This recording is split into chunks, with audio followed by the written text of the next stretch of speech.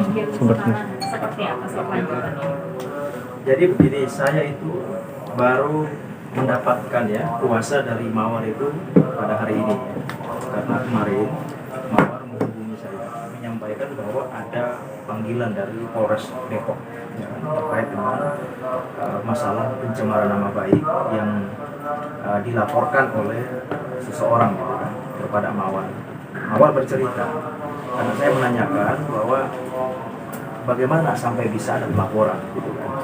Mawar bercerita bahwa memang pasca perceraian Mawar dengan suaminya, memang Mawar itu banyak dihantui dengan pertanyaan-pertanyaan yang terjadi pasca bercerai itu, karena menurut Mawar bahwa dia tidak pernah menunjuk kuasa hukum pada saat proses perceraian itu, karena semuanya dia menyerahkan kepada mantan suaminya untuk mengurus dan seterusnya.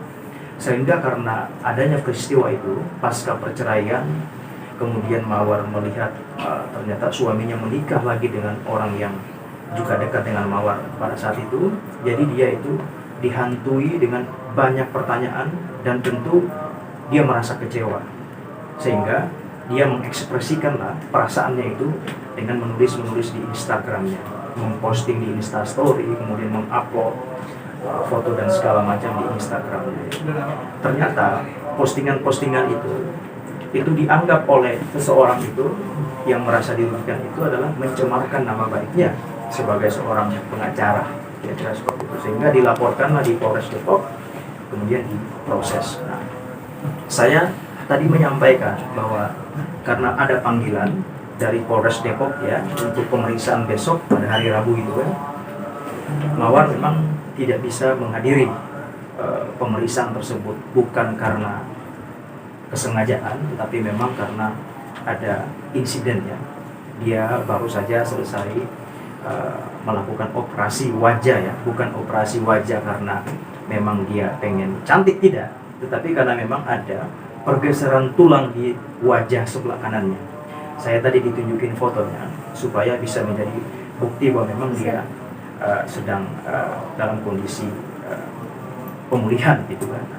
Tadi saya tanyakan bahwa bagaimana kesiapan kamu untuk menghadapi proses ini. Jadi dia akan kooperatif, akan menghormati proses hukum. Jadi apa yang dia tuliskan, apa yang dia posting tersebut memang itu dalam kondisi sadar, tetapi tidak ada maksud sedikit pun untuk melukai perasaan orang lain atau membuat orang lain tersinggung. Itu poinnya. Dia hanya mengekspresikan perasaannya karena memang dia diperhadapkan dengan sebuah masalah yang menurut dia sangat berat pada saat itu.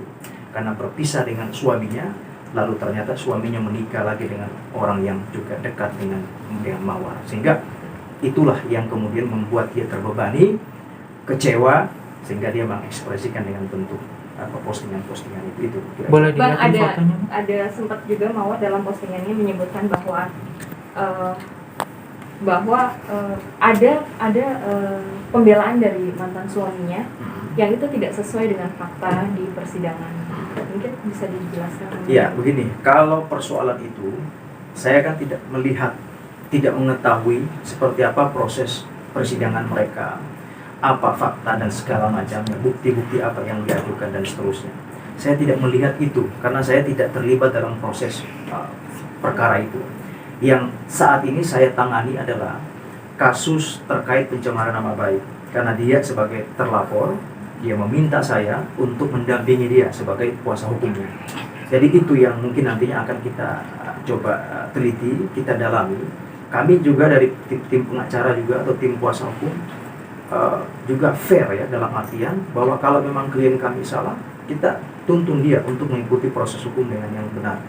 Tetapi kalau misalkan memang dia dalam kondisi artinya tidak ada niat atau tidak ada kesengajaan untuk mencemarkan nama baik orang, juga kita harus melihat ini perkara dari sisi itunya, supaya tidak semua perkara-perkara yang berkaitan dengan pencemaran ini itu targetnya adalah orangnya harus masuk penjara atau diadili. Karena kita pengennya yaitu kita dudukan seperti juga yang sudah dituangkan dalam SKB 3 Menteri.